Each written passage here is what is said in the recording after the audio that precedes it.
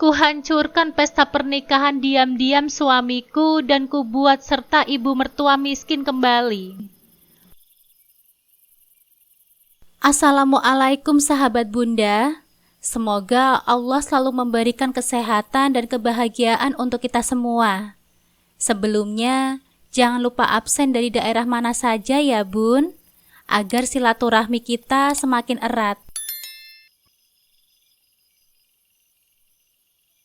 Malam itu, suasana rumah terasa begitu sunyi. Hanya suara kipas angin yang berputar malas dan sesekali suara tetesan air dari keran dapur yang bocor. Aku duduk di ujung ranjang, menggenggam ponsel sambil menatap layar yang masih menyala. Sebuah pesan baru saja masuk, dari seseorang yang tidak lain adalah ibu mertuaku. Han, akad akan dilangsungkan besok pagi sekitar jam 9. Ibu harap kamu berangkat malam ini juga. Jangan sampai keluarga Devina kecewa karena menunggu terlalu lama. Alis mataku spontan bertaut. Devina? Siapa itu? Dan akad? Aku menoleh sejenak ke arah kamar mandi, memastikan bahwa Mas Rehan masih di dalam. Suara gemercik air masih terdengar, menandakan ia belum selesai. Dengan jantung yang mulai berdetak lebih cepat, aku kembali menatap layar. Belum sempat aku berpikir lebih jauh, pesan berikutnya muncul. Oh iya, jangan lupa minta uang pada Yumna 20 juta, karena uang mahar masih kurang dan seserahan juga belum lengkap. Kamu tahu kan? Keluarga Tante Welas itu keturunan priyayi, jadi harus serba mewah. Tanganku bergetar, mataku membelalak. Pesan itu seperti tamparan yang membangunkan aku dari mimpi yang paling buruk. Ini bukan tentang pernikahan siapa-siapa. Ini tentang suamiku. Tentang laki-laki yang tidur sekasur denganku, memelukku setiap malam, dan kini tengah merencanakan akad nikah dengan perempuan lain. Perempuan yang bernama Devina. Tidak butuh waktu lama, aku tahu harus apa. Dengan tangan yang masih gemetar, aku membuka kunci ponsel Mas Rehan. Kebetulan saat ia lengah, aku sempat memasang sidik jariku pada kunci ponselnya. Jadi aku bisa membuka ponsel Mas Rehan kalau dia tidak tahu. Sungguh, kali ini aku merasa ada yang janggal karena tidak ada kabar berita yang datang bahwa keluarga Mas Rehan ada yang ingin menikah. Padahal mereka tahu sendiri kalau aku tidak mungkin datang dengan tangan kosong. Aku mengulir pesan demi pesan percakapan antara ibu dan Mas Rehan. Alangkah terkejutnya aku saat melihat isi pesan mereka. Ternyata yang akan menikah besok adalah Mas Rehan dan perempuan yang bernama Devina itu. Ini tidak boleh dibiarkan. Aku harus memberinya pelajaran. Suara pintu kamar mandi yang berderit menyadarkanku dari keterpakuan. Aku buru-buru meletakkan ponsel ke atas meja, lalu menarik nafas panjang. Wajahku harus tetap datar, tenang, seperti tidak ada apapun yang terjadi. Aku tidak boleh gegabah, belum sekarang. Mas Rehan melangkah keluar, tubuhnya masih sedikit basah, menyeka rambut dengan handuk kecil. Ia tersenyum, seperti biasa, senyum yang dulu bisa membuatku luluh, tapi kini terasa menjijikan. Sayang, bajuku sudah kamu packing kan? Maaf ya, kamu nggak bisa ikut kali ini. Rumah ibu lagi rame banget. Banyak keluarga dari kampung yang datang buat haul almarhum nenek. Aku nggak tega kamu harus dempet-dempetan tidur di lantai. Aku mengangguk pelan, mencoba tersenyum tipis. Iya, nggak apa-apa kok mas. Padahal di lubuk hatiku, aku ingin menjerit. Aku ingin menanyakan mengapa pengkhianatan ini begitu mudah ia lakukan. Tapi tidak, aku akan menunggu. Aku akan bermain di medan mereka sendiri. Oh iya, uang 20 juta itu sudah kamu siapkan kan? Ibu mau beli sapi. Katanya sekalian buat akikah nenek. Nggak apa-apa ya, aku pinjem dulu uang kamu? Tanyanya sambil memasukkan pakaian ke dalam koper. Aku mengulas senyum palsu. Belum, Mas. Aku lupa ambil uangnya. ATM juga error. Tadi sempat nyoba m-banking, tapi error terus. Besok pagi aku transfer ya, Mas. Ia mengangguk, terlihat lega. Oke deh, jangan sampai lupa ya. Soalnya penting banget. Setelah mencium keningku, ia menyeret kopernya keluar kamar. Detik itu juga nafasku tercekat. Aku berdiri diam mematung, menatap pintu kamar yang perlahan tertutup. Tidak, ini tidak akan berakhir begini. Aku akan mengikutinya. Aku akan datang ke akad itu, tapi bukan untuk memberikan restu, melainkan untuk menghancurkan kebohongan yang selama ini mereka bangun dengan rapi. Aku menatap punggungnya yang menjauh. Sebuah tekad membara di dalam hatiku. Ini tidak bisa kubiarkan. Aku harus mengikutinya, membuktikan pengkhianatannya, dan menghancurkan pesta pernikahan harum itu. Tunggu saja sampai besok. Uang 20 juta itu tidak akan pernah sampai ke tanganmu. Kalian akan merasakan malu yang tak terperi karena kekurangan dana untuk membayar mahar dan seserahan kepada wanita perebut suami itu. Sebuah rencana pembalasan mulai tersusun rapi di benakku. Setelah Mas Rehan pergi, aku mengikuti mobil Mas Rehan dari belakang. Menurut rute jarak tempuh waktu perjalanan memakan waktu 2-3 jam. Malam itu juga aku tekad memberanikan diri untuk menyetir sendiri. Padahal aku sama sekali tidak pernah pergi sendirian, apalagi dari Semarang ke Pekalongan, apalagi di daerah Alas Roban yang ngeri-ngeri sedap. Dengan mengandalkan Google Maps, sepertinya aku bisa sampai ke tujuan. Berharap tanpa ada kendala sedikit pun di perjalanan. Bahkan aku tidak sempat membawa baju sehelai pun. Bagiku itu tidaklah penting sekarang. Yang terpenting aku harus bisa mengikuti mobil Mas Rehan dan jangan sampai kehilangan jejak. Sialnya aku berangkat pukul 10 malam mengendarai mobil tanpa supir. Sementara Mas Rehan sudah terbiasa berangkat pada jam sekarang. Aku harus membeli beberapa botol kopi barulah melanjutkan kembali perjalanan ini. Semoga saja aku tidak kehilangan jejak Mas Rehan. Setelah 3 jam menempuh perjalanan, akhirnya aku hampir sampai. Itu pun ngebut sambil berusaha menahan ngantuk. Untunglah aku selamat sampai ke tempat tujuan. Tepat pukul 1 dini hari, aku mencari hotel terdekat.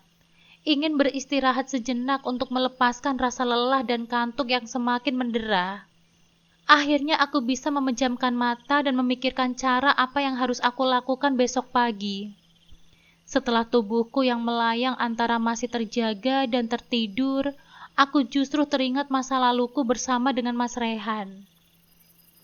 Kala itu, Yogyakarta baru saja diguyur hujan.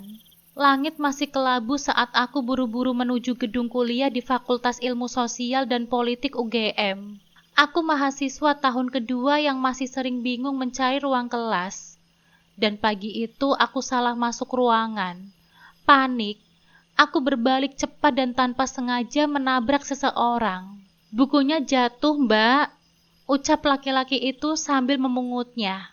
Senyumannya ramah, sederhana, tapi ada ketenangan dalam sorot matanya yang membuatku berhenti sejenak. Namaku Rehan, kamu cari kelas C ya? Aku senior di jurusan ini. Ayo aku tunjukkan ruang kelas yang benar. Sejak saat itu, Mas Rehan tidak pernah jauh dariku. Dia sering membantu mengoreksi makalahku, menungguku di depan fakultas saat hujan turun deras, atau membawakan bubur ayam hangat saat aku sakit. Sikapnya yang tenang dan dewasa membuatku nyaman. 3 bulan kemudian, setelah mengantarku pulang dari acara kampus, dia mengucapkan sesuatu yang masih teringat hingga kini. Yumna, boleh aku jagain kamu? Bukan cuma sebagai teman kampus, tapi lebih dari itu. Katanya pelan, dengan nada yang bahkan lebih dalam dari gerimis malam itu. Aku tersenyum dan mengangguk. Kami resmi berpacaran sejak hari itu. Masa pacaran kami sederhana, tapi hangat. Mas Rehan bukan tipe romantis berlebihan, tapi dia selalu hadir saat aku butuh. Kami tumbuh bersama dalam impian dan rencana masa depan, membicarakan rumah seperti apa yang akan kami tinggali, bahkan bagaimana membagi tugas rumah tangga. Hingga pada suatu hari, Mas Rehan datang bersama kedua orang tuanya ke rumahku. Sore itu, ayahku nampak tegang, sementara ibuku beberapa kali menyeka sudut matanya. "Pak, Bu, dengan niat yang baik, saya ingin meminang Yumna. Saya ingin membimbing dia, menjaga dia, dan membangun rumah tangga bersama dia," ucap Mas Rehan sambil menatap lurus ke arah ayahku. Hari lamaran itu menjadi momen yang tidak pernah aku lupakan. Bahagia, haru, dan rasa syukur bercampur menjadi satu. Aku percaya aku telah memilih laki-laki yang tepat. Pagi itu, suasana rumahku riuh. Ibu mondar-mandir memastikan semua seserahan tertata dengan rapi. Ayah terlihat memeriksa daftar tamu, sementara aku duduk di kamar dengan kebaya putih. Jantungku berdebar lebih kencang dari biasanya. Dari ruang tamu, terdengar suara penghulu memulai prosesi. Tanganku bergetar saat namaku disebut oleh Mas Rehan. Saya terima nikahnya Yumna binti Bambang Kurniawan dengan mas kawin tersebut dibayar tunai. Kalimat itu diucapkan Mas Rehan dengan mantap. Tanpa celah, suara saksi pun langsung menyusul. Sah, sah. Tangisku pecah. Aku resmi menjadi istri Mas Rehan. Laki-laki yang dulu hanya aku panggil kakak tingkat, kini resmi menggenggam tanganku sebagai suamiku. Mas Rehan menghampiriku, menggenggam tanganku dengan lembut, lalu membisikkan janji. "Aku tidak akan pernah membuat kamu menangis, kecuali karena bahagia." Aku percaya, sepenuhnya aku percaya. Tapi siapa sangka, bertahun-tahun kemudian, tangis itu datang lagi, bukan karena bahagia, tetapi karena pengkhianatan dari laki-laki yang pernah bersumpah akan menjagaku seumur hidupnya. Malam ini tidak terasa aku tertidur dengan linangan air mata yang membasahi guling hotel itu. Pagi harinya, tepat pukul 8 pagi, aku menuju ke Jalan Pemuda, memandangi rumah mertuaku yang ternyata kosong. Sepertinya mereka sudah pergi dari rumah menuju acara resepsi. Sialnya lagi, aku tidak tahu di mana akad sekaligus resepsi itu dilangsungkan. "Mbak Tanti," tiba-tiba saja benakku terbesit nama Mbak Tanti. Ipar dari Mas Rehan, istrinya Mas Iqbal.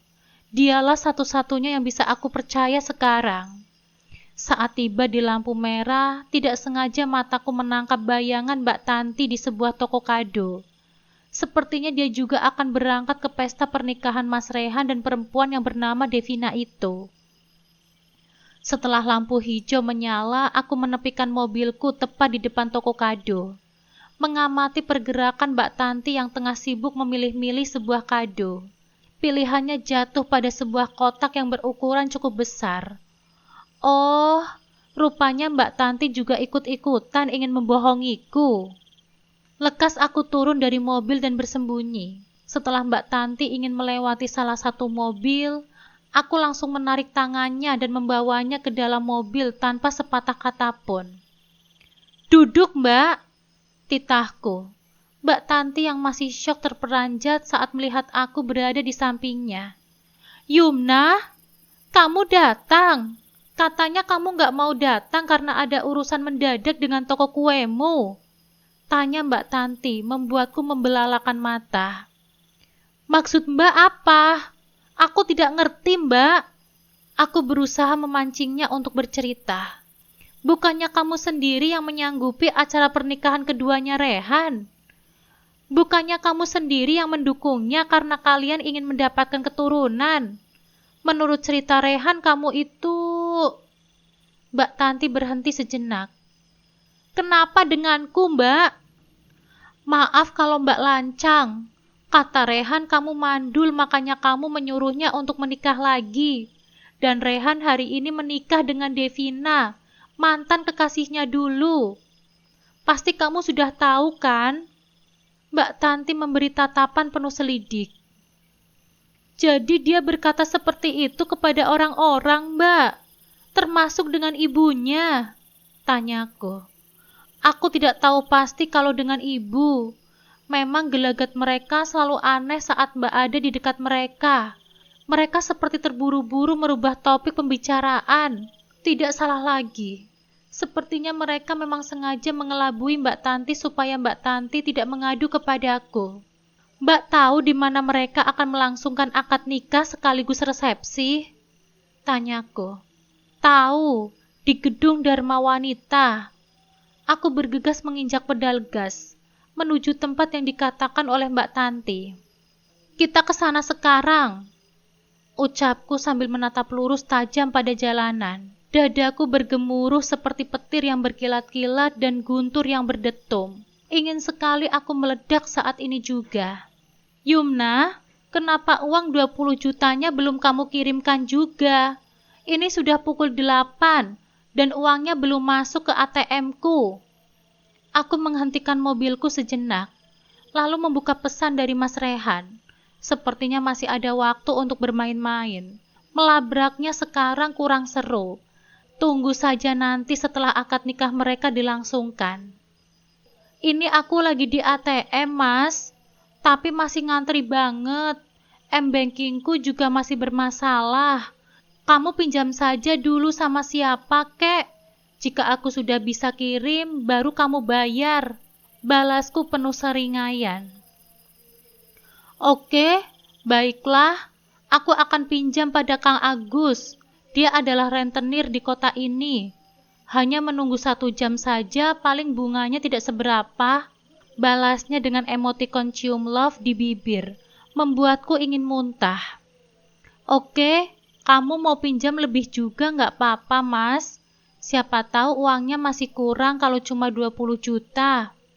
Aku mengirim pesan kembali. Kamu serius? Tanyanya. Iya, aku serius. Ini aku lagi ngantri di ATM, Mas. Balasku sembari mengirim emotikon senyum. Kalau begitu aku pinjam 30 juta ya? Tanyanya. Oke, balasku singkat. Pinjam saja, Mas, sebanyak yang kamu mau. Aku tidak akan membayar hutangmu itu. Tepat pukul 9 aku sampai di parkiran depan gedung Dharma Wanita. Tenda berdiri begitu megah seakan-akan ini adalah pesta pernikahan anak konglomerat. Nuansa modern dengan tema Jepang membuat kesan megah acara pernikahan ini. Apalagi semua acara ini dilangsungkan menggunakan uangku. Aku benar-benar tidak ikhlas menerimanya. Mbak, benar ini tempatnya? Tanyaku kepada Mbak Tanti sebelum turun dari mobil. Benar, ayo kita masuk. Dengan polosnya Mbak Tanti mengajakku masuk. Mungkin karena dia belum tahu tentang yang sebenarnya terjadi. Saya terima nikahnya Devina Ayuning Tias binti Subandi Kartadiharjo dengan uang sebesar 70 juta dan emas seberat 10 gram dibayar tunai. Suara ijab kabul terdengar dari mulut Mas Rehan. Wow sekali maharnya yang dia berikan kepada perempuan itu tanpa sepengetahuanku. Bagaimana para saksi? Sah? Tanya penghulu. Tidak sah, sahutku sembari berjalan menuju pelaminan. Mas Rehan terperanjat saat melihat aku datang dan melenggang menuju pelaminan. Keringat jagung mulai keluar dari dahinya. Sebelum mengatakan apapun, aku terlebih dahulu mengambil emas yang ada di meja dan uang mahar sebesar 70 juta itu. Siapa kamu? Kenapa kamu mengambil maharku? Tanya perempuan yang baru saja dinikahi oleh Mas Rehan. Uangmu? Tanyaku mendelik. Ini seperti kalungku yang hilang itu kan, Mas? Yang katamu tidak tahu menau. Kok bisa sih jadi mahar di acara murahan seperti ini? Tanyaku pada Mas Rehan. Seketika membuat semua orang tercengang. Dia istrimu? Tanya perempuan itu. Ya, aku istrinya. Aku tersenyum kepada perempuan itu. Ini baru permulaan. Sebentar lagi akan aku buat kacau hari bahagia ini. Kenapa kamu diam saja, Mas? Sepertinya para tamu sedang menunggu kata sambutan dari mempelai pengantin. Kenapa kamu tidak bicara sepatah kata pun? Ucapku menyunggingkan senyum kepadanya. Di pojok sana aku sudah melihat ibu mertuaku sedang mengepalkan kedua tangannya. Mas, kamu bilang istrimu tidak akan tahu dengan pernikahan ini. Kenapa dia sampai datang? Tanya perempuan itu berbisik samar. Aku mengambil mic yang ada di atas meja, lalu memberikannya kepada Mas Rehan. Sepertinya para tamu undangan meminta penjelasan darimu, Mas. Sekarang jelaskanlah. Ujarku memberikan mic padanya. Kaki Mas Rehan gemetaran dan lututnya bergoyang. Sepertinya Mas Rehan tengah menahan malu. Yumna, kita selesaikan secara empat mata saja. Biarkan acara ini selesai dulu, jangan ganggu kami. Wow, bisa-bisanya dia tidak ingin diganggu. Padahal dia tahu persis kalau sekarang mereka sedang berusaha menipuku. Tidak akan, jawabku tegas. Aku memasukkan kalung yang berada di tangan. Wajah perempuan yang tengah memakai gaun pengantin itu terlihat memerah. Kembalikan kalungku, pintanya sedikit berteriak. Kalungmu? Ini kalungku. Kalung punya suratnya. Kalian bisa kutuntut karena telah mengambil sesuatu yang bukan milik kalian. Apalagi pria ini. Dia itu tak lebih adalah maling yang bersembunyi dari kata suami. Tunjukku di muka Mas Rehan. Yumna? Apa? Malu? Tanyaku. Han, kamu beneran gak tahu dengan ini semua? Astagfirullah. Mbak Tanti berbisik di telingaku. Nanti saja membahas masalah ini, Mbak. Sekarang aku akan membuat mereka menebalkan wajahnya di depan para tamu. Jawabku setengah berbisik. Yumna, kamu itu datang-datang mengacaukan saja. Ibu mertuaku yang sedari tadi hanya mengepalkan tangannya, akhirnya bangkit juga. Bagus, ini yang aku tunggu-tunggu. Bu, tasnya bagus, mirip sekali dengan punyaku. Kemarin aku cari-cari nggak ada di dalam lemariku. Rupanya sekarang ada di tangan ibu ya. Ucapku menatapnya. Ibu mertuaku tersipu menahan malu.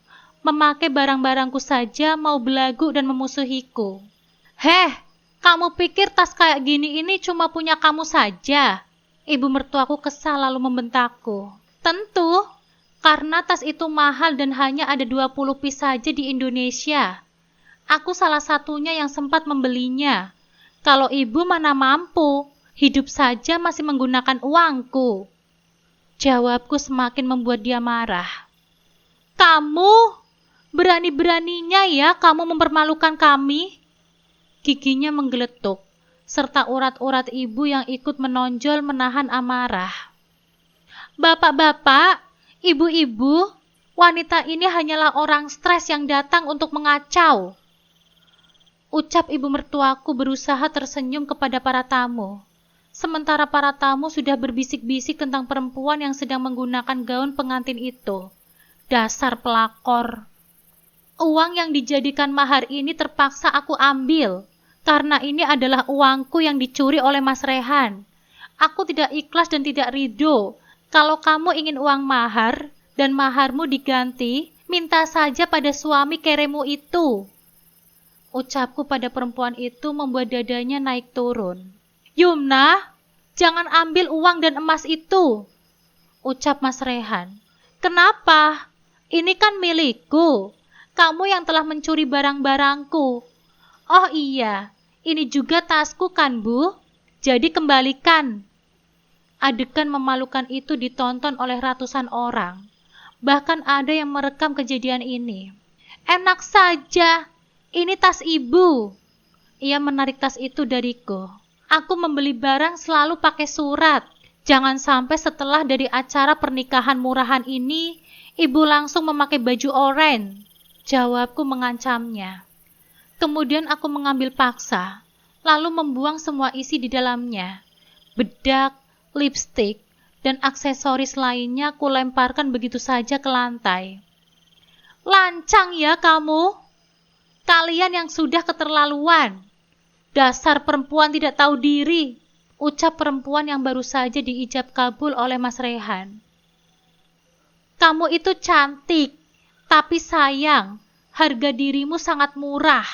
Sudah tahu Mas Rehan ini mempunyai istri, mau-maunya kamu dijadikan istri yang kedua. Apalagi laki-laki ini tidak punya apa-apa selain menumpang hidup dengan istri pertamanya. Ucapku. Tidak perlu kamu katakan hal itu di depan orang banyak seperti ini, Yumna. Mas Rehan mencengkram lenganku. Dengan sigap aku menepisnya. Kenapa? Kamu malu? Tanyaku. Ia hanya terdiam membuatku menyunggingkan senyum miring. Kenapa harus malu, Mas? Bukannya ini hari yang bahagia untukmu? Bangga kan? Kamu telah berhasil mengelabui aku.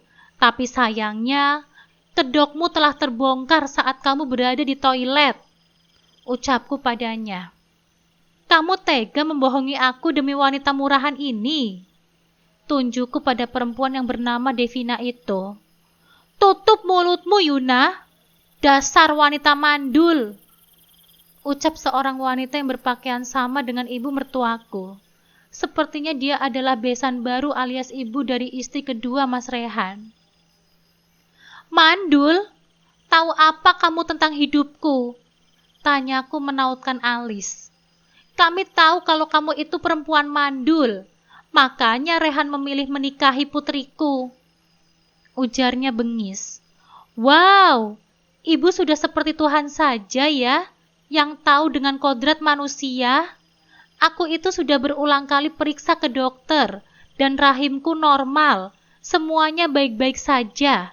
Seharusnya yang menjadi pertanyaan itu laki-laki ini, Bu. Jangan-jangan dia yang mandul. Ucapku sini sembari terkekeh. Alah, mana ada orang mandul mau ngaku? Jawabnya. Ya terserah saja, toh nggak merugikan saya juga. Kamu, perempuan itu mengangkat tangannya. Jangan sentuh adik ipar saya. Kalian itu seharusnya sadar. Bukannya membela diri. Kalian telah membohongi Yumna. Seharusnya kalian malu bukannya sok merasa benar.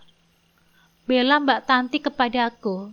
Akhirnya sekian lama dia diam, kini dia bersuara juga. Jangan ikut campur kamu Tanti. Ibu mertuaku memperingatkan Mbak Tanti. Bu, jangan mentang-mentang Rehan itu anak ibu. Lalu ketika dia salah, ibu bela mati-matian. Ibu itu sudah kayak kacang lupa kulitnya. Kasihan Yumna kalian perlakukan seperti ini. Ujar Mbak Tanti. Kamu gak perlu ikut campur, Tanti.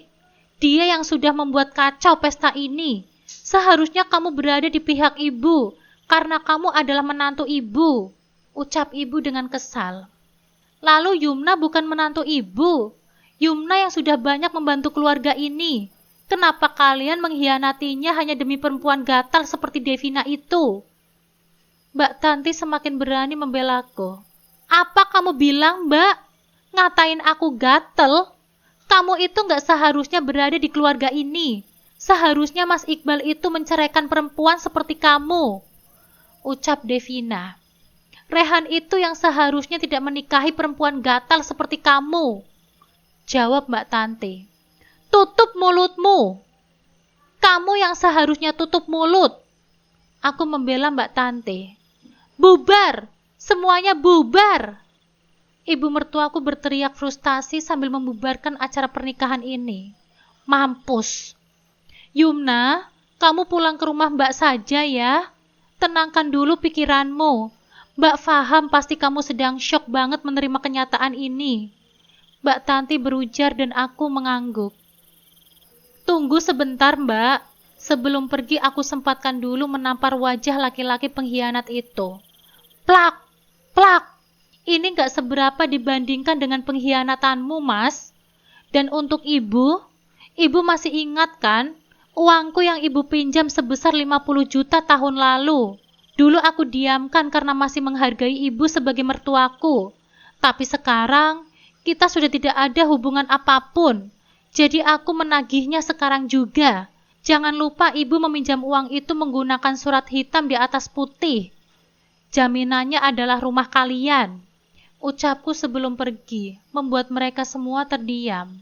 Nih bu, aku kembalikan anak ibu itu. Ambil saja, aku tidak butuh laki-laki seperti dia. Aku pun langsung beranjak sambil menggandeng tangan Mbak Tanti. Yumna, tunggu! Mas Rehan memanggilku.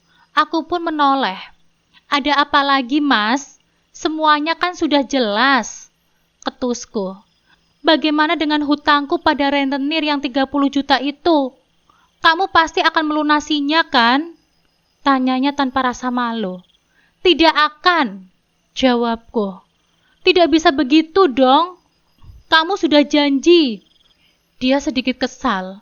Kamu juga sudah berjanji tidak akan menyakitiku, kan? Di hadapan Tuhan lagi. Tapi kenapa kamu langgar? Tanyaku padanya.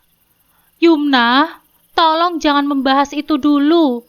Aku sudah berjanji agar segera membayarnya. Kalau tidak rumah ibuku akan menjadi jaminannya, ujarnya. Aku tidak peduli. Ibumu saja masih punya hutang kepadaku dan itu harus kalian bayar. Aku menegaskan sekali lagi. Yumna, gak bisa begitu dong. Dengerin aku dulu. Dia meminta waktuku tetapi aku sudah tidak lagi ingin memberinya. Apa yang gak jelas? Kamu saja bisa membohongi aku. Kenapa aku tidak bisa membohongimu? Itu memang rencanaku. Biar kamu terlilit hutang. Biar kamu tahu rasanya bagaimana tidak ada aku sebagai penunjang ekonomi keluarga kalian. Rasain, dikasih hati malah minta jantung. Karena keserakahanmu itu yang membuat kamu hancur, Mas. Pungkasku padanya. Rehan, kita harus bagaimana sekarang? Ibu juga masih punya hutang arisan yang harus dibayar. Kepala ibu bisa pecah kalau kayak gini. Ibu mertuaku berbisik. Rayu saja Yumna. Sekarang harga diri sudah tidak penting lagi. Kejar dia, ucap ibu mertuaku. Mas, kamu mau kemana? Kita baru saja menikah, Mas, teriak Devina. Aku dan Mbak Tanti bergegas keluar dari gedung Dharma Wanita, meninggalkan keluarga Mas Rehan dan istri barunya itu. Yumna, kita bisa memperbaiki, ucapnya berusaha membujukku. Aku tidak akan mengindahkan suaranya. Bergegas aku naik ke dalam mobil bersama dengan Mbak Tanti. Mbak nggak nyangka bakalan kayak gini. Untung saja Mas Iqbal sedang tidak ada di sini. Kalau ada pasti dia akan sangat murka, ucap Mbak Tanti. Memangnya Mas Iqbal kemana, Mbak? Tanyaku. Mbak juga kurang tahu. Setelah kemarin ibu memanggilnya untuk datang ke rumah beliau, tiba-tiba saja Mas Iqbal harus pergi keluar daerah. Katanya ada urusan mendadak, ucap Mbak Tanti. Lalu Nesya? Tanyaku. Tadi saat Mbak ingin membeli kado, Mbak titipkan Nesya dengan ibu Mbak. Nesya masih di rumah, ujar Mbak Tanti. Kalau begitu kita pulang ke rumah Mbak dulu ya. Aku juga masih ada kejutan untuk para keluarga itu, pungkasku. Masalah ini harus segera diselesaikan. Mereka harus mendapatkan balasan yang setimpal, pekiku. Minum dulu Yumna, pasti kamu haus kan? Tawar Mbak Tanti kepadaku sembari membawa segelas es teh. Iya Mbak, terima kasih. Aku menghempaskan punggungku pada sofa. Harusnya Mbak beritahu kamu sebelum kejadian ini. Mbak juga nggak nyangka kalau sebenarnya ada permainan di balik semua ini, ujar Mbak Tanti. Rehan dan Devina itu memang sering ketemu saat dia pulang ke kota ini tanpa kamu. Bahkan, kabarnya sekarang Devina tengah mengandung. Mataku membeliak mendengar pernyataan Mbak Tanti. Mengandung? Aku terbatuk. Mbak juga kurang tahu. Katanya desas-desusnya sih begitu. Makanya keluarganya Devina memaksa Rehan untuk menikahi anaknya. Sambung Mbak Tanti. Aku terdiam sejenak. Setelah beberapa menit aku meraih kembali kunci mobil dan mengajak Mbak Tanti untuk keluar. Mbak, aku mau pesan truk pengangkut barang, ujarku. Untuk apa? Tanyanya. Ada sesuatu hal yang harus aku lakukan, biar keluarga mereka jerah, pungkasku. Mbak Tanti pun membantuku dalam mencari truk tersebut. Kemudian aku mengawalnya hingga sampai ke depan rumah mertua. Mau ngapain kita kemari? Tanya Mbak Tanti. Aku akan mengambil semua barang-barang yang telah aku berikan untuk ibu mertuaku. Enak saja mereka menikmati semua pemberianku setelah mereka terang-terangan membohongiku, ujarku pada Mbak Tanti. Pak, ayo masuk ke dalam. Tolong bantu ambil sofa, kulkas, lemari hias, dan juga televisi. Angkut semuanya ke dalam truk. Aku memberi instruksi pada 3 kenek di mobil truk itu. Saat melihat kedatanganku, ibu mertuaku terkesiap. Yumna, mau apa kamu kemari? Tanya ibu mertuaku mencegahku untuk masuk. Tentu saja aku ingin mengambil semua barang-barang yang telah aku berikan kepada ibu. Rasanya belum puas jika kalian masih menikmati barang-barang pemberianku. Lebih baik aku hibahkan untuk orang yang lebih membutuhkan, daripada harus diberikan kepada orang yang tidak tahu terima kasih. Ujarku tersenyum sinis. Yumna, jangan kurang ajar kamu di rumahku. Ibu mertuaku mulai emosi. Aku tidak akan kurang ajar jika ibu tahu bagaimana caranya berterima kasih dan balas budi.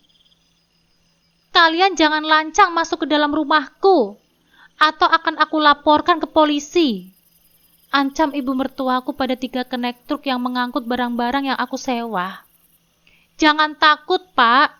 Aku akan melindungi kalian, tegasku. Berani kalian maju selangkah, saya akan berteriak maling, ujarnya. Oh, silahkan saja, Bu. Aku tidak takut. Malahan ibu yang akan masuk ke dalam penjara karena telah mencuri tas milikku, jawabku dengan santai. Kamu semakin didiamkan semakin menjadi-jadi ya. Padahal baru saja aku menyuruh Rehan untuk membujukmu, ucapnya menunjuk ke arahku. Sebaiknya turunkan dulu jari telunjukmu itu, Bu, atau aku akan melakukan hal yang sama, jawabku tegas. Oh ya? Ibu belum lupa dengan hutang ibu, bukan? Sepertinya aku akan menagihnya dengan mengambil barang-barang di rumah ibu, karena aku yakin ibu tidak akan bisa membayarnya. Ucapku sembari menyunggingkan senyuman. Maksud kamu apa, Yumna? Matanya melotot dan alisnya bertaut. Ia seperti kebingungan sekaligus terperanjat dengan ucapanku. Ibu-ibu, bapak-bapak, silahkan berkumpul kemari. Hari ini saya mau mengibahkan berbagai macam barang-barang perabotan rumah tangga. Teriakku memanggil para tetangga yang lewat lalu lalang. Mendengar beberapa kali teriakan dariku, banyak juga tetangga yang datang dan berkerumun. Ada yang sangat antusias dengan menadah tangan, dan ada juga yang bertanya seperti orang yang tidak sabar. Mana? Saya mau. Saya juga mau. Saya mau barang rumah tangga kalau gratis. Mereka dengan semangat bertanya kepadaku. Sebelum itu aku menyuruh mereka untuk berbaris dan mengantri. 1 orang hanya boleh mengambil 1 perabotan rumah tangga. Di sini hampir ada 40 orang, berarti 40 perabotan rumah tangga. Tidak peduli itu barang mahal atau murah, yang jelas 1 orang akan mendapatkan jatah 1 saja. Silahkan berbaris dan mengantri. Kalian boleh memilih 1 perabotan di dalam rumah ini, terkecuali sofa, kulkas, TV dan lemari hias. Aku berujar kepada mereka dan ucapanku mudah dimengerti. Mereka mengangguk satu persatu dan masuk ke dalam rumah. Jika kalian ingin masuk, langkahi dulu mayatku, cegah ibu mertuaku di depan pintu. Kalau ibu masih bersikukuh berada di depan pintu, maka akan aku pastikan mayat ibu akan ditemukan di dalam jeruji besi. Mati kedinginan dan kelaparan. Ancamku tidak peduli mau orang beranggapan bahwa aku menantu yang tidak sopan. Siapa suruh mereka membohongiku habis-habisan, maka akan aku sikat habis mereka sampai ke akar-akarnya. Yumna, ibu mohon jangan lakukan ini. Ibu mertuaku memohon padaku. Peduli apa aku akan nasib kalian? Dulu saat aku memperdulikan kalian, kenapa kalian balas aku dengan pengkhianatan? Hatiku sudah beku untuk memaafkan mereka. Yumna, terbuat dari apa hatimu itu? Kenapa kamu keras kepala seperti ini? Sentak ibu mertuaku padaku. Ibu mau tahu hatiku terbuat dari apa? Dari air. Tapi air itu sudah terlalu lama berada di dalam suhu yang sangat dingin, hingga ia menjadi beku seperti sekarang. Jika kalian bertanya kenapa aku tidak bisa memaafkan kalian, itu karena perlakuan kalian. Mas Rehan bukan hanya menikahi wanita murahan itu, tetapi mereka juga sudah tidur sebelum mereka menikah, dan ibu menyembunyikan itu semua dariku. Ibu pikir aku gampang melupakan dan memaafkan semua itu. Ibu pikir aku gampang melupakan dan memaafkan semua perbuatan kalian. Tidak, Bu. Aku akan membuat kalian merasakan rasa sakit yang sama. Aku berbicara tegas namun penuh dengan penekanan. Setelah selesai, para warga mengambil semua perabotan rumah tangga, bahkan piring dan juga gelas tidak lagi tersisa. Aku membubarkan mereka semua, lalu membuat perhitungan pada orang tua yang tidak tahu terima kasih itu. Anggap saja dengan begini hutang ibu sudah lunas, ucapku padanya. Lalu bagaimana dengan kami? Kami sudah tidak punya perabotan lagi di rumah ini. Bagaimana kami ingin memasak di rumah? Ucapnya frustasi sambil mengacak-ngacak rambutnya. Minta saja pada menantu baru ibu. Pasti dia akan membelikannya. Bukankah dia menantu kesayangan ibu? Sampai-sampai ibu melupakan kebaikanku demi menikahkan dia dengan Mas Rehan. Jawabku. Yumna, kamu gak bisa melakukan ini. Ia menjerit sembari menghentakkan kakinya. Aku sudah melakukannya, Bu. Kenapa tidak bisa? Aku menatapnya tajam dengan mata elang. Yumna, rupanya kamu di sini. Aku sudah mencarimu kemana-mana, tapi tidak ada. Rupanya kamu di rumah. Ayo masuk, kita bicarakan semua permasalahan ini biar selesai. Mas Rehan datang sembari mengajakku untuk masuk. Tidak sudi, jawabku sembari memalingkan wajah. Yumna, aku minta maaf. Aku hilaf, ucap Mas Rehan. Hilaf? Hilaf kamu bilang, Mas? Tanyaku. Iya, Yumna, aku hilaf. Maafkan aku. Mas Rehan berusaha menyentuh tanganku tapi aku tepis. Jangan sentuh aku, ucapku. Maafkan aku, Yumna. Sekali lagi aku minta maaf. Aku mengaku hilaf. Ah, muak sekali aku mendengar kata-katanya itu. Hilaf sampai membuat anak orang hamil dan tidur berkali-kali dengan perempuan murahan itu. Itu yang kamu sebut dengan hilaf, Mas. Hilaf atau memang doyan dengan benda haram itu? Ujarku menunjuk ke wajahnya. Yumna, aku tahu aku salah. Sudah tahu kamu salah, seharusnya kamu itu malu dan tahu diri. Aku menyela ucapannya. Tapi Yumna, tapi apa? Gak ada tapi-tapian lagi. Nanti akan aku kirimkan baju-bajumu dari Semarang ke Pekalongan. Kamu gak usah menampakkan kaki lagi di rumahku. Ucapku padanya. Mas, tolong segera naikkan perabotan berat ini ke dalam mobil truk.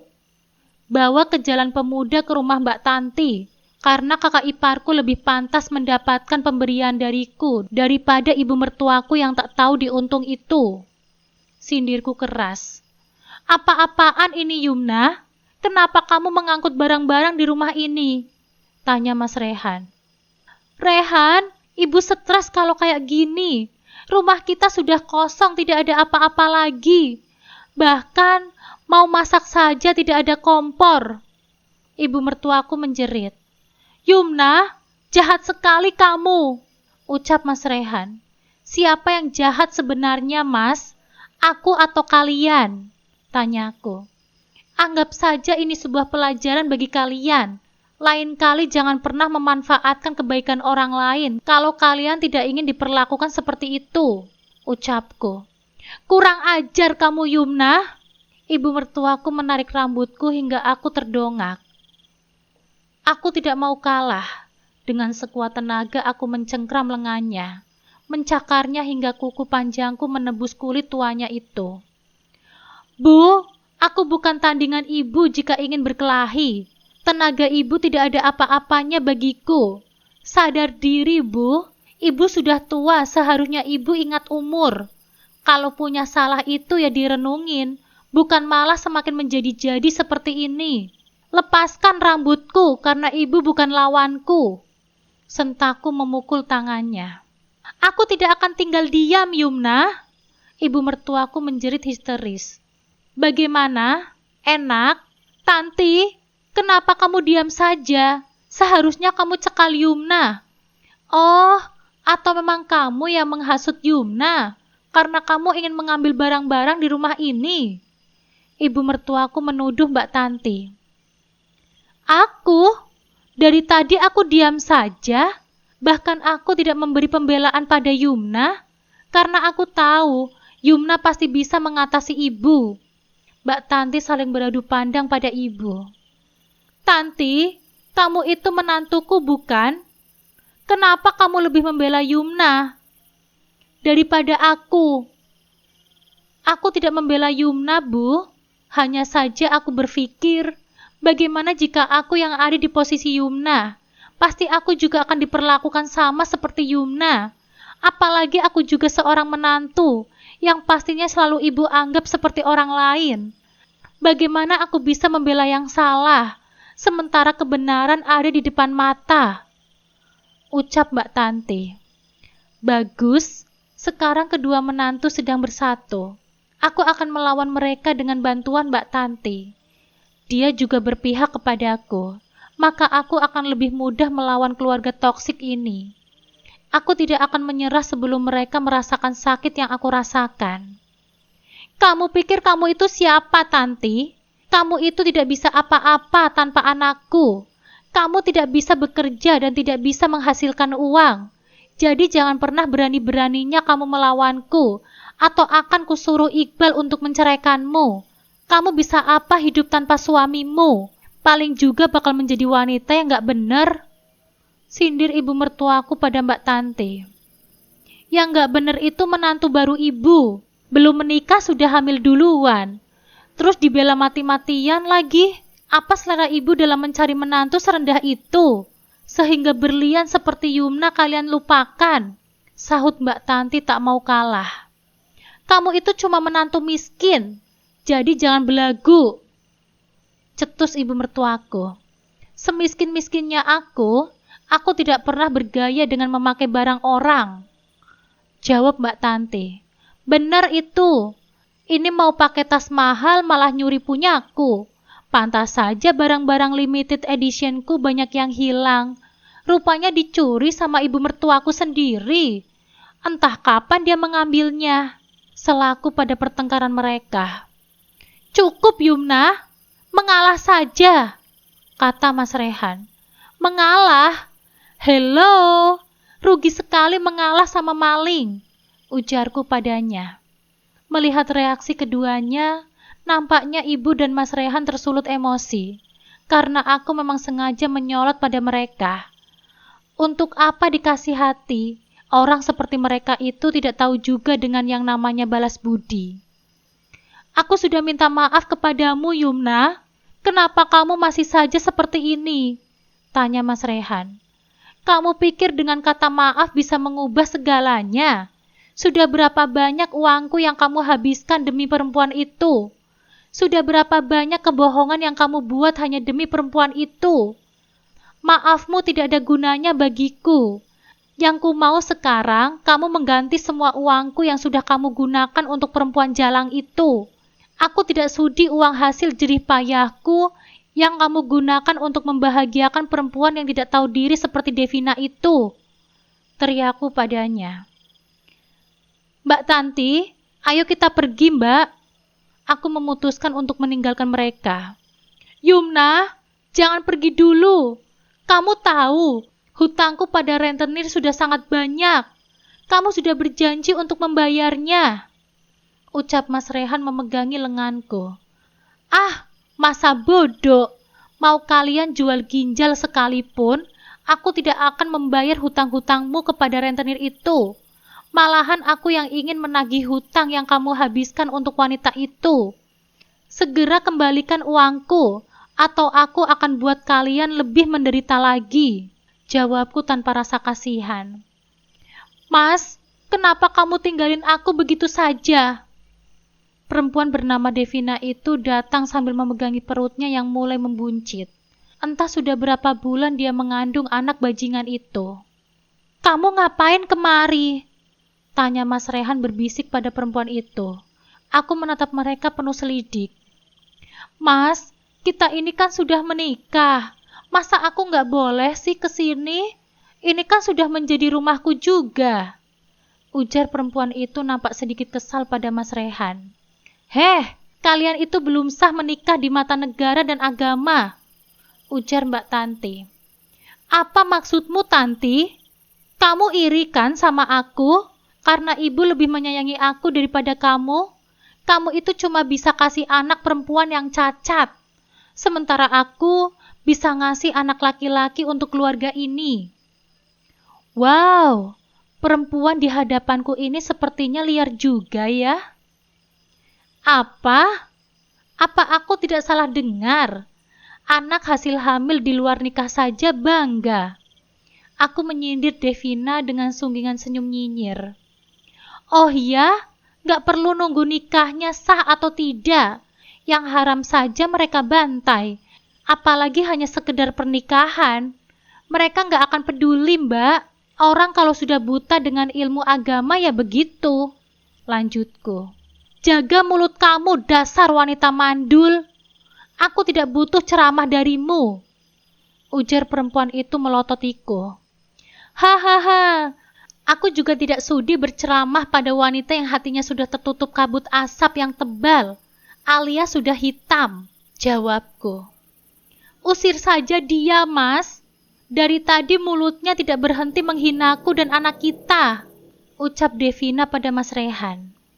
Devina, aku harus menyelesaikan masalahku kepada Yumna, atau aku tidak akan pernah bisa membujuknya lagi, bisik Mas Rehan.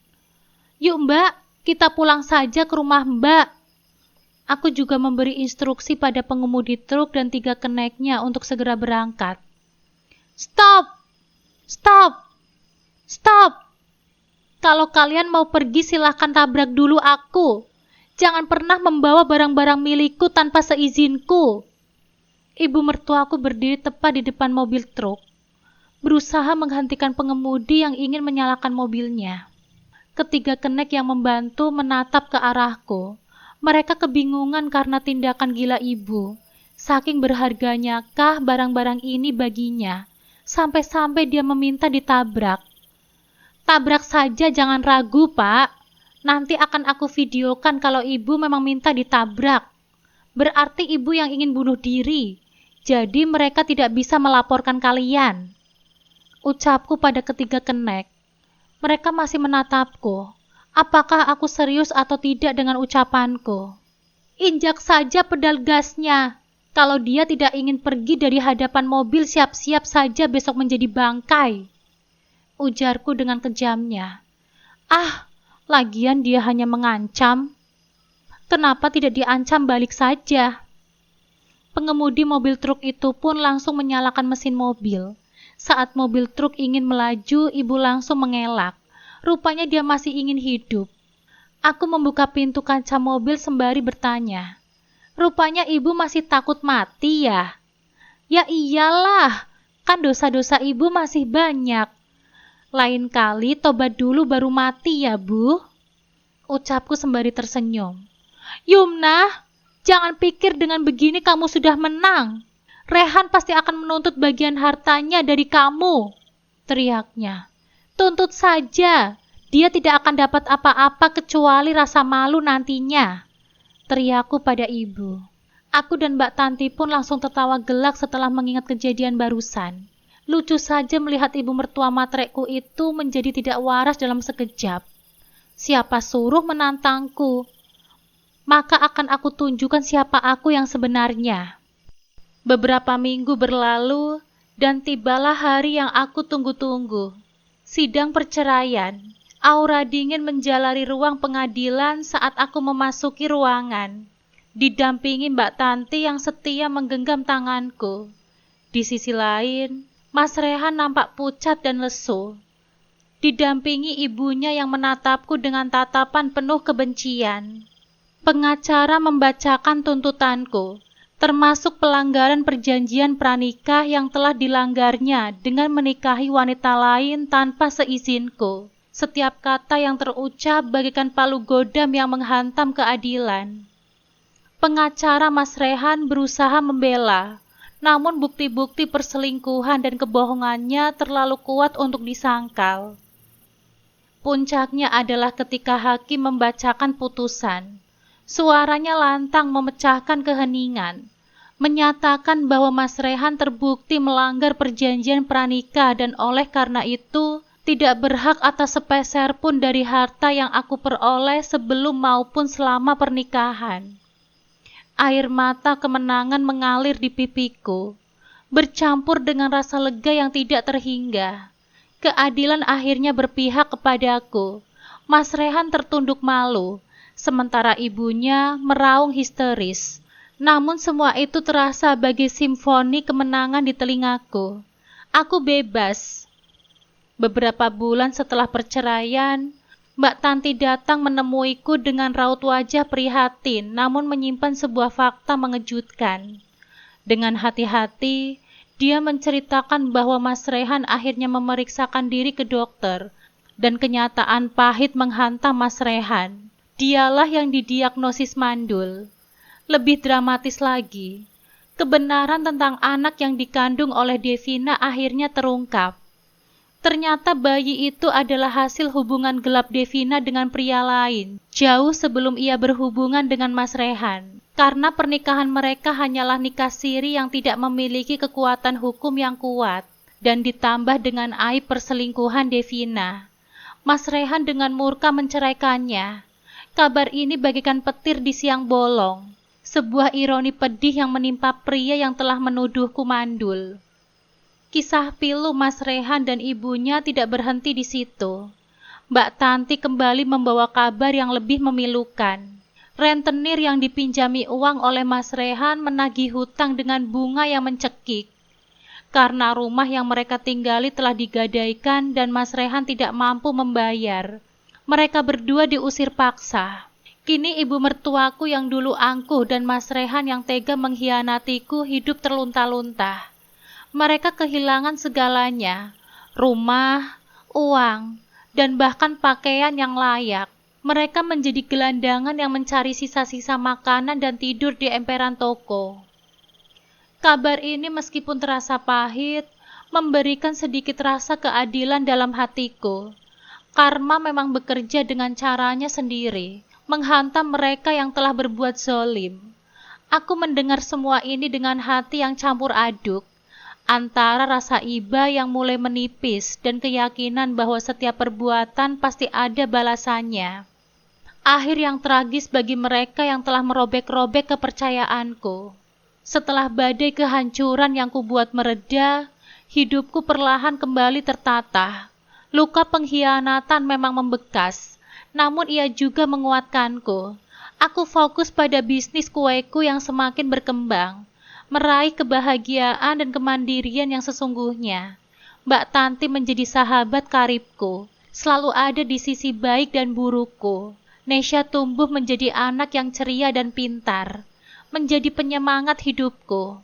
Sesekali Mbak Tanti masih bercerita tentang kabar mantan suamiku dan ibunya itu. Mereka masih hidup dalam kesulitan, berpindah-pindah tempat dan mencoba bertahan hidup dari belas kasihan orang lain. Devina pun menghilang entah kemana, menanggung malu atas kebohongannya. Aku mendengar semua itu tanpa ada rasa dendam yang tersisa, hanya sebuah kesadaran pahit tentang konsekuensi dari setiap pilihan. Waktu terus berjalan, dan aku belajar untuk memaafkan, bukan untuk mereka, tetapi untuk diriku sendiri, melepaskan amarah dan kekecewaan yang membebaskanku dari belenggu masa lalu. Aku membuka hati untuk kemungkinan cinta yang baru, Namun kali ini dengan kehati-hatian dan kebijaksanaan yang lebih besar. Pengalaman pahit ini menjadi pelajaran berharga, mengantarkanku pada kedewasaan dan pemahaman yang lebih mendalam tentang arti sebuah hubungan dan kepercayaan. Kisah ini mengajarkan bahwa kepercayaan adalah fondasi utama dalam sebuah hubungan, dan pengkhianatan akan selalu menuai kehancuran. Keserakahan dan kebohongan, sekecil apapun, akan merusak segalanya dan membawa konsekuensi yang menyakitkan bagi semua pihak yang terlibat. Selain itu, kita tidak boleh meremehkan kekuatan seorang wanita yang tersakiti. Ketika harga diri dan kepercayaannya diinjak-injak, ia mampu melakukan hal yang tidak terduga untuk membela diri dan mencari keadilan. Terakhir, karma itu nyata dan bekerja dengan caranya yang misterius. Setiap perbuatan, baik maupun buruk, akan kembali kepada pelakunya. Meskipun rasa sakit akibat pengkhianatan terasa begitu dalam, belajar untuk memaafkan dan melepaskan adalah kunci untuk menemukan kedamaian dan melanjutkan hidup dengan lebih baik. Semoga ada hikmah yang bisa Bunda petik dari kisah ini ya. Terima kasih.